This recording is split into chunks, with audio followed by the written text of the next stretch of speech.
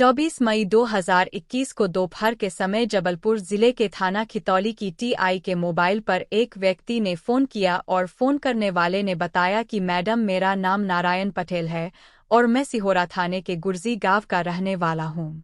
मेरे पिता प्रेम नारायण पटेल के मोबाइल पर किसी अनजान व्यक्ति ने सूचना दी है। उमरिया रोड के किनारे मेरे छोटे भाई की मोटरसाइकिल खड़ी है और उसके थोड़ी ही दूर पर किसी की लाश भी पड़ी है, जिससे बहुत दुर्गंध आ रही है। मुझे बहुत डर लग रहा है मैडम, क्योंकि मेरा छोटा भाई सोनू 16 मई से लापता है। मैम ने कहा, तुम डरो मत, तुम हर घर जंगल में पहुंचो और मैं भी 1 घंटे में पहुंच रही हूं। इसके बाद टीआई अपनी जांच टीम के साथ 3:30 बजे हर घर जंगल में पहुंची तो उन्होंने देखा कि वहां एक लाश सड़ी गली हालत में पड़ी है और थोड़ी दूर पर एक बाइक भी खड़ी है। क्योंकि वो समय कोरोना महामारी का था तो इसलिए सभी पुलिस वाले भी चौरोनकिट में थे, लेकिन घटनास्थल पर तेज दुर्गंध फैली हुई थी और शव के पास से पुलिस को करीब 1 मीटर की 2 रस्सियां, नीले रंग का लोअर टी शर्ट, बनियान, चमड़े के चप्पल और 2 मास्क भी पुलिस ने घटनास्थल से बरामद किए। जांच पड़ताल अभी चल ही रही थी कि तभी नारायण भी भागता हुआ वहां आ गया। उसने अपनी मोटरसाइकिल भी पहचान ली, लेकिन शव बुरी तरह से सड़गल चुका था, इसलिए चेहरा बिल्कुल भी पहचान में नहीं आ रहा था और उस शव के पास में एक भारी पत्थर भी पड़ा हुआ था। लेकिन उस पर चिपकी हुई मिट्टी का सैंपल ले लिया गया और उस पत्थर के पास भी मक्खियां भिन्न भिन्न रही थी, जिससे पुलिस ने अनुमान ये लगाया कि इसी पत्थर से लाश के चेहरे को कुचला गया होगा। नारायण ने घटनास्थल से बरामद किए गए सामान में कपड़े और चप्पल के आधार पर चेहरा कुचले जाने के बावजूद भी लाश की पहचान कर ली, जो उसके छोटे भाई सोनू की ही थी। सोनू की कुछ दिन पहले ही शादी हुई थी और सारे कपड़े भी वही थे जो उसे शादी में मिले थे। यहाँ तक कि उन पर लगे हल्दी के दाग भी वैसे के वैसे ही थे। हालांकि दाग धब्बे काले जरूर हो गए थे, लेकिन फिर भी स्वस्ति का निशान देखकर नारायण ने कपड़े सोनू के होने की पुष्टि की और थोड़ी देर बाद जबलपुर के एडिशनल एसपी शिवेश सिंह बघेल, एचडीपीओ श्रुतकीर्ति सोमवंशी और फोरेंसिक टीम भी घटनास्थल पर पहुंच गई और वहां से बरामद सारी सामग्री को लेकर मेडिकल इंस्टीट्यूट भोपाल भेज दिए गए। इसके बाद शव को बड़ी मुश्किल से सील पैक करके पोस्टमार्टम के लिए भेज दिया गया। टीआई मशरूम अपने साथ नारायण को लेकर थाने पहुंची। उन्होंने नारायण के घर वालों को भी थाने पर ही बुलवा लिया। पुलिस ने शुरुआती जांच की पूरी रिपोर्ट तैयार करके आगे की जांच और कार्रवाई के लिए फाइल तैयार की। हालांकि सोनू की गुमशुदगी की रिपोर्ट 17 मई 2021 को सिहोरा थाने में भी तुलसीदास के बड़े बेटे नारायण पटेल ने लिखवाई थी और उस रिपोर्ट के अनुसार सोनू 16 मई 2021 की सुबह 10 बजे घर से अपनी नवविवाहिता पत्नी का मोबाइल ठीक कराने का कहकर सिहोरा गया था, लेकिन उसके देर रात तक वापस नहीं लौटने पर रिश्तेदारों और दोस्तों को फ़ोन करके पूछताछ की गई, लेकिन जब उसका कोई पता नहीं चला तो उसकी गुमशुदगी की रिपोर्ट दर्ज करा दी गई। सोनू की 4 दिन पहले ही यानी 12 मई 2021 को कटनी जिले में बहरी बंद के बासन गांव की गायत्री के साथ शादी हुई थी। लेकिन इस बारे में जब पुलिस ने गायत्री से पूछताछ की तो गायत्री ने पुलिस को बताया कि पति सोनू के शाम तक वापस नहीं आने पर उसने अपने पति के मोबाइल पर फ़ोन किया था, लेकिन उसका फ़ोन आउट ऑफ कवरेज आ रहा था। गायत्री को लगा कि वो रात तक वापस आ जाएंगे, लेकिन वो वापस नहीं आए। सोनू के न आने पर गायत्री का मन कई तरह की आशंकाओं में गिर गया। गायत्री ने पुलिस को बताया कि फिर अगले दिन की सुबह नारायण को सोनू की गुमशुदगी की रिपोर्ट लिखवाने के लिए उसी ने कहा था। यानी जांच और पूछताछ से अब ये तो साफ हो गया था कि बरामद किया गया शव सोनू का ही था और ये भी कि सोनू की हत्या की गई है। लेकिन अब सवाल ये था कि आखिर सोनू की हत्या क्यों और किसने की, और साथ ही जल्द से जल्द पुलिस को हत्यारे तक भी पहुंचना था। लेकिन जब 10 दिन बाद मेडिकल लीगल इंस्टीट्यूट भोपाल की रिपोर्ट आई तो उस रिपोर्ट ने पुलिस को हैरत में डाल दिया, क्योंकि रिपोर्ट के अनुसार सोनू के गले पर पतली एक रस्सी भी लिपटी हुई थी, जो अंदर की ओर धंस गई थी और इसी के आधार पर रिपोर्ट में सोनू की मौत को पहले आत्महत्या कहा गया था। लेकिन साथ ही उसके दोनों हाथों की कला या और पैरों को घुटने के ठीक ऊपर से रस्सियों से बांधने के निशान भी पाए गए थे और ये निशान सोनू की हत्या की ओर इशारा कर रहे थे। यानी इस हत्याकांड में एक से अधिक व्यक्तियों के शामिल होने की आशंका थी, क्योंकि पुलिस का मानना ये था कि कोई एक व्यक्ति कैसे एक हष्ट-पुष्ट नौजवान की रस्सी से गला घोंपकर हत्या कैसे कर सकता है और किस तरह से उसने सोनू के हाथ पैर बांधे होंगे। और इस मामले को खितौली पुलिस थाने में 10 जून को दर्ज किया गया था। सीहोर तहसील के हेड डीपीओ शुद्ध कीर्ति सोमनाथ सिंह ने इस केस को गंभीरता से लिया। उन्होंने सोनू के मोबाइल की कॉल डिटेल्स निकलवाई तो उसमें पता चला कि सोनू के मोबाइल नंबर से 16 मई को किसी मधु पटेल नाम की लड़की से कई बार बात हुई थी और सोनू के घर से निकलने के बाद इन दोनों के बीच बातचीत का समय करीब 10:30 बजे से 12 बजे के बीच का था। उसके अलावा सोनू की और किसी से कोई बात नहीं हुई थी और पोस्टमार्टम रिपोर्ट के मुताबिक सोनू की मौत दिन में करीब 2:30 बजे हो चुकी थी। इसके बाद सोनू के भाई नारायण और उसकी पत्नी गायत्री से मधु के बारे में अलग अलग पूछताछ की गई तो नारायण ने मधु के बारे में बताया कि वो उसकी बहन की ननद है और वो सिहोरा तहसील के ही मरे गांव में अपने माँ बाप और भाई बहनों के साथ रहती है। इसके बाद जब गायत्री से पूछताछ की गई तो उसने मधु के बारे में जो बताया उससे पुलिस को इस केस की गुत्थी को सुलझाने की एक कड़ी मिल गई। गायत्री ने बताया कि उसके पति सोनू और मधु के बीच प्रेम संबंध थे। हालांकि उसके पति सोनू ने उससे ये कहा था कि अब उसकी और मधु के बीच संबंध खत्म हो चुके हैं और अब तो मधु की भी शादी तय हो चुकी है। लेकिन पुलिस बार बार गायत्री से सोनू के बारे में सवाल पूछ रही थी और पुलिस को ये लग रहा था कि शायद गायत्री को छिपा रही है, लेकिन वो अपने दर्द को ज्यादा समय तक छिपा ना सकी। आखिरकार गायत्री ने पुलिस वालों से बोल ही दिया कि आखिर इसमें मेरी क्या गलती है। गायत्री ने पुलिस से कहा कि वो बेहद दुखी है। एक तरफ उसकी उजड़ी हुई जिंदगी है और दूसरी तरफ घर परिवार वाले उसे अपशगुन कुलक्ष्मी और ना जाने क्या क्या कहकर उसे ही दोषी ठहरा रहे हैं। गायत्री ने बताया कि उसने अपने पति को मोबाइल ठीक करवाने के लिए क्या कह दिया था, जिसकी वजह से वो सबके निशाने पर आ गई है। जबकि सच तो यह था कि सोनू ने ही मोबाइल ठीक कराने की जिद की थी, लेकिन कुछ लोग तो गायत्री को भी पति की हत्या में शामिल बता रहे थे। गायत्री ने बहुत दुखी होकर पुलिस को बताया कि उसकी भावनाओं और उसके दुख को समाने वाला यहाँ कोई भी नहीं है। दरअसल गायत्री दुखी होने के साथ साथ दूसरी आशंका को लेकर भी परेशान हो गई थी। यानी उसके मन पर एक बोझ सा था और ये बोझ उसके मन पर सोनू ही लाद गया था। लेकिन अब गायत्री के लिए उस राज को छुपाए रखना मुश्किल हो रहा था जो राज सोनू ने उसे बताया था और जिसकी वजह से शादी के दूसरे दिन ही सोनू और गायत्री के बीच कहासुनी भी हो गई थी, क्योंकि उसने मधु के बारे में पूछ लिया था और जवाब में सोनू ने गुस्से में गायत्री से कहा था कि घर में आए अभी एक दिन भी नहीं हुआ और तुम जासूसी करने लगी हो। लेकिन गायत्री ने बड़ी सहजता से जवाब दिया था कि कुछ देर पहले मधु आई थी और वही सब कुछ बता कर गई है। सोनू ने कहा, तुमने उसे अपने पास आने क्यों दिया और उसने तुमसे क्या कहा है? गायत्री ने कहा, भला मैं उसे कैसे मना कर सकती हूँ?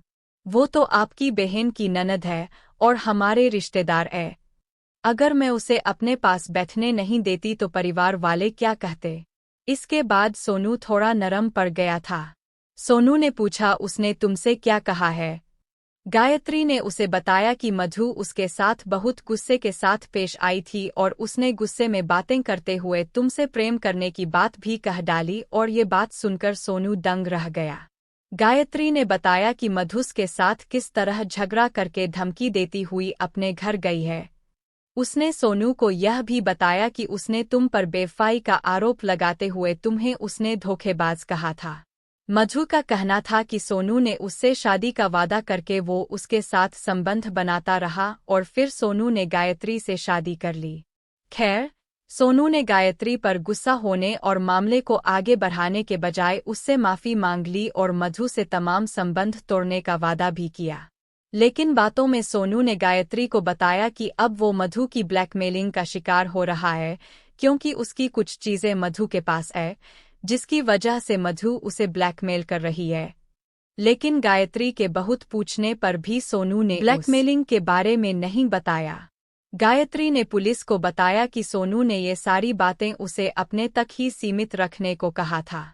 लेकिन अब ये सारी बातें गायत्री ने पूछताछ के दौरान पुलिस को भी बता दी थी और पुलिस के लिए गायत्री द्वारा सोनू के साथ मधु के प्रेम प्रसंग होने की जानकारी इस हत्या की गुत्थी सुलझाने में बहुत महत्वपूर्ण साबित हुई। हालांकि अभी तक तो गायत्री के हाथों में लगी मेहंदी का रंग भी फीका नहीं पड़ा था और उसकी मांग का सिंदूर उजड़ गया था। उसके लिए सुहाग का जोड़ा बस 4 दिन की चांदनी बनकर ही रह गया था। अपने पति को खो चुकी गायत्री अपनी पीड़ा और सोनू के परिजनों के तानों से बहुत तनाव में थी। इसके बाद पुलिस ने शक के आधार पर मधु पटेल को भी पूछताछ के लिए थाने में बुला लिया। इसके बाद मधु को महिला पुलिस ने पहले बातों से अपने जाल में फंसाया और फिर अलग अलग अंदाज से मधु से पूछताछ की, यानी तुम सोनू को कब से जानती हो?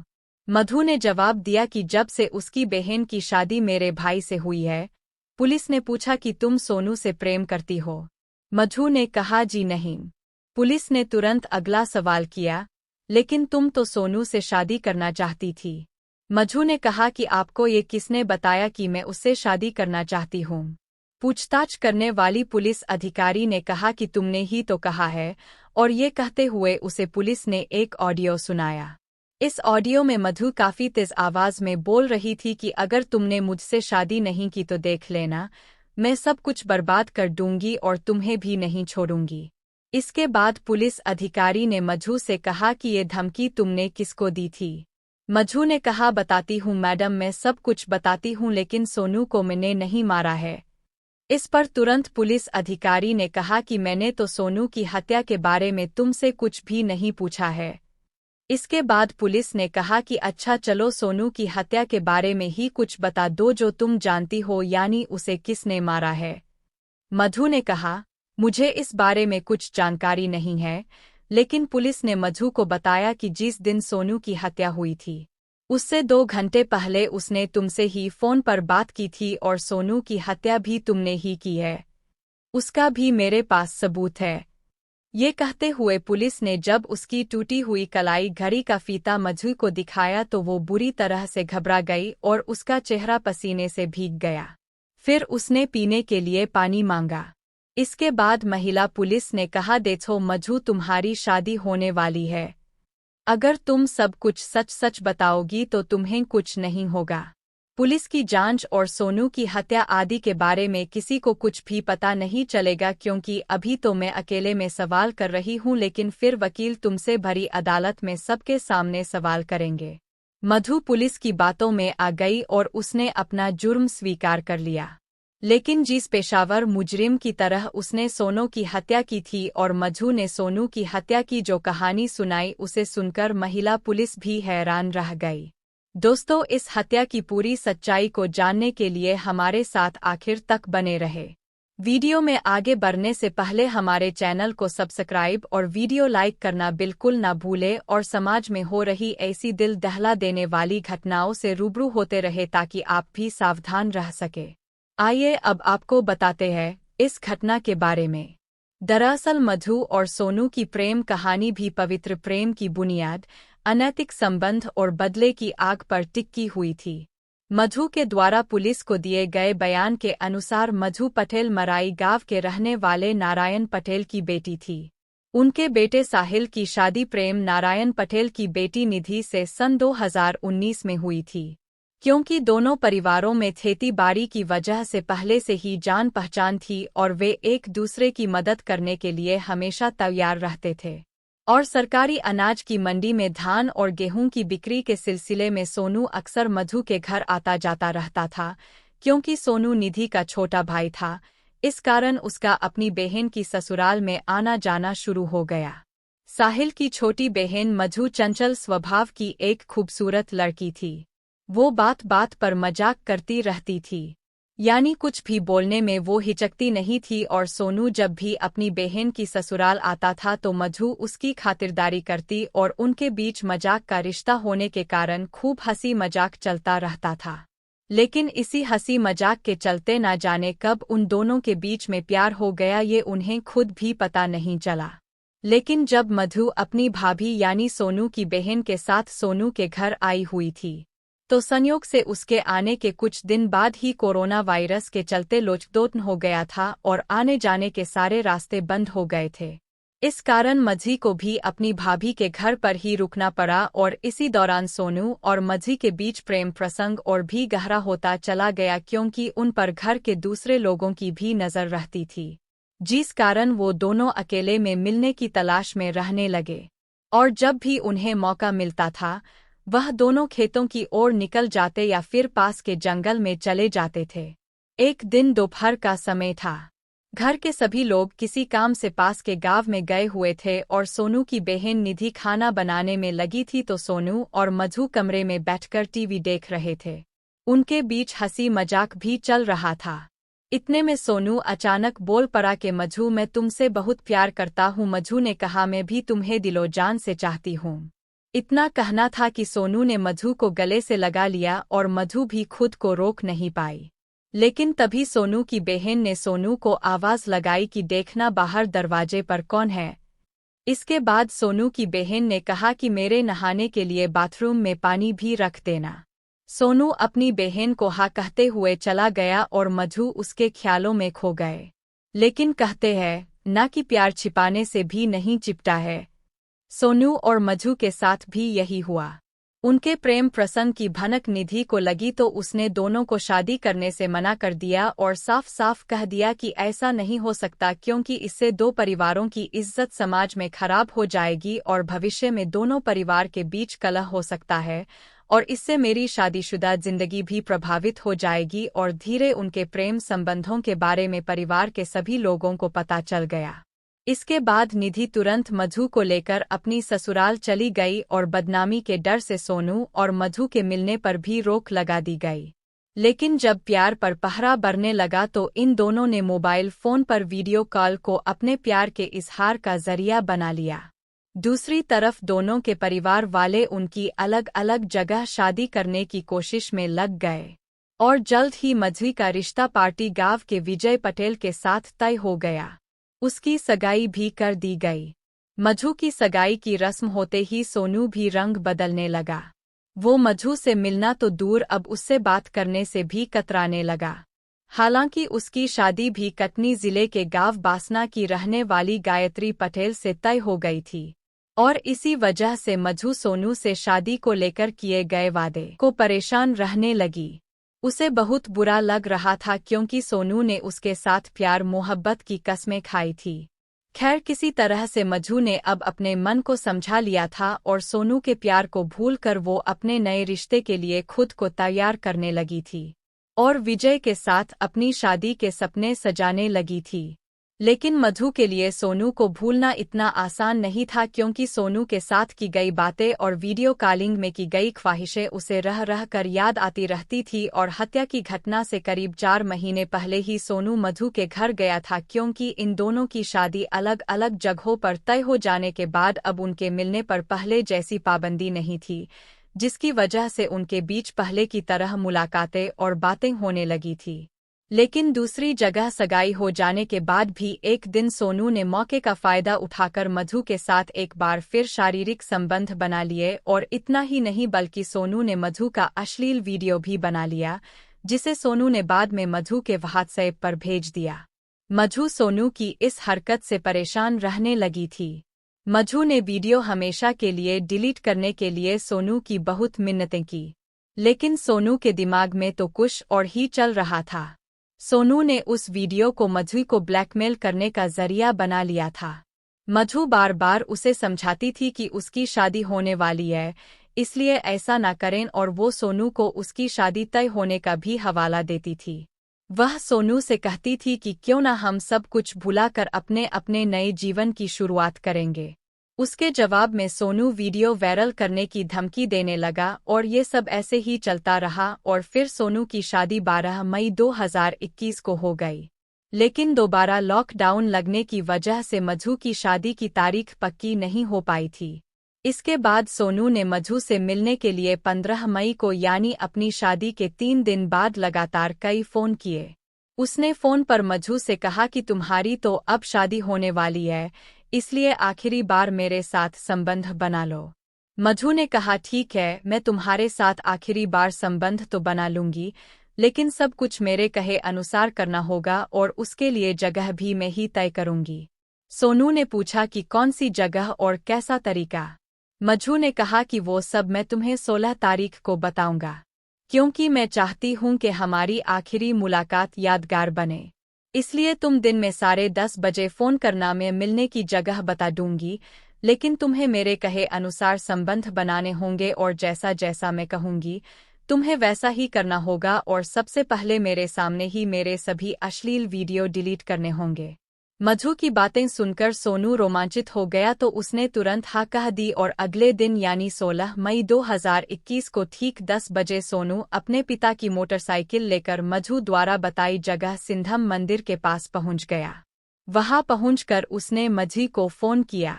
कई बार कॉल करने पर भी मधु ने कॉल रिसीव नहीं की तो सोनू परेशान हो गया। उसने फिर से कॉल की तो इस बार मधु ने कॉल रिसीव करते हुए कहा कि मैं 10 मिनट में पहुंचने वाली हूं। थोड़ी देर बाद मधु अपनी बुआ की बेटी निमिषा के साथ वहां पहुंच गई। सोनू ने पूछा अब कहाँ चलना है। मधु ने कहा वही जहां पहले भी कई बार मिलते रहे हैं, यानी हर घर जंगल में चलना है। इसके बाद वो तीनों मोटरसाइकिल पर आधे घंटे में हर घर जंगल के पास पहुंच गए। सोनू ने अपनी मोटरसाइकिल सड़क के किनारे खड़ी कर दी और निमिषा को वहीं रुकने के लिए कहा। इसके बाद सोनू मधु के साथ अंदर जंगल में चला गया। फिर एक झाड़ी के बीच थोड़ी सी जगह पर दोनों बैठ गए। मधु ने अपने हैंडबैग में रखा हुआ स्टॉल निकाल कर बिछा दिया, जिस पर बैठकर वो अक्सर रोमांटिक बातें किया करते थे। इसके बाद सोनू उस स्टॉल पर लेट गया तो मधु ने रोमांटिक अंदाज में कहा आज मैं तुम्हारे हाथ पैरों को रस्सी से बांधूंगी और आंखों पर भी पट्टी बांधूंगी, उसके बाद हम संबंध बनाएंगे। ये सुनकर सोनू को थोड़ा अजीब तो लगा, लेकिन वासना की आग में जलता हुआ सोनू मधु के कहने पर पेट के बल लेट गया। इसके बाद मधु ने रस्सी से सोनू के हाथ और पैर बांध दिए और सोनू के लेटते ही मधु उसकी पीठ पर सवार हो गई और पास में पड़ा एक वजनी पत्थर उठाकर सोनू के सिर पर मार दिया और जब तक सोनू कुछ समझ पाता इससे पहले मधु ने पत्थर से ताबड़तोड़ कई वार कर दिए। हाथ पैर बंधे होने और आंखों पर पट्टी बंधी होने के कारण सोनू अपना बचाव नहीं कर सका। इसके बाद मधु ने उसके गले को एक रस्सी से घोंट दिया और कुछ ही समय में सोनू की मृत्यु हो गई। इसके बाद मधु ने सोनू की आंखों से पट्टी खोल दी, हाथ और पैरों की रस्सियां भी खोल दी, लेकिन गले की रस्सी लिपटी हुई छोड़ दी और नीचे बिछाया हुआ स्टॉल निकालकर अपने बैग में रख लिया। फिर उसने पत्थर से उसके चेहरे पर जोर से कई वार किए। इसके बाद घर पहुंचकर मधु ने सोनू का मोबाइल, अपना स्टॉल, ATM कार्ड और रूमाल को जलाकर कचरे के साथ घर के बाहर फेंक दिया था। अपने इस जुर्म को कबूलने के बाद मधु ने पुलिस को बताया कि वो सोनू द्वारा बनाई गई उसकी अश्लील वीडियो को लेकर बहुत परेशान थी और उससे छुटकारा पाने का बस एक यही तरीका उसके दिमाग में आया कि सोनू को हमेशा के लिए मौत की नींद सुला दिया जाए। इसके बाद मधु पटेल को सोनू की हत्या के आरोप में IPC की धारा 302 और 201 लगाकर पुलिस ने मधु को कोर्ट में पेश किया और निमिषा को भी साक्ष्य छिपाने के जुर्म में IPC की धारा 201 लगाकर उसे बाल कारागार गृह शहडोल भेज दिया गया और मधु पटेल को महिला जेल जबलपुर भेज दिया गया। दोस्तों, इस पूरी घटना के बारे में आपकी क्या राय है? कमेंट बॉक्स में जरूर बताएं और अगर हमारी मेहनत पसंद आई हो तो इस वीडियो को लाइक करते हुए शेयर भी करें। अगर आपने अब तक चैनल को सब्सक्राइब नहीं किया है तो हमारे चैनल को सब्सक्राइब कर लीजिए। धन्यवाद।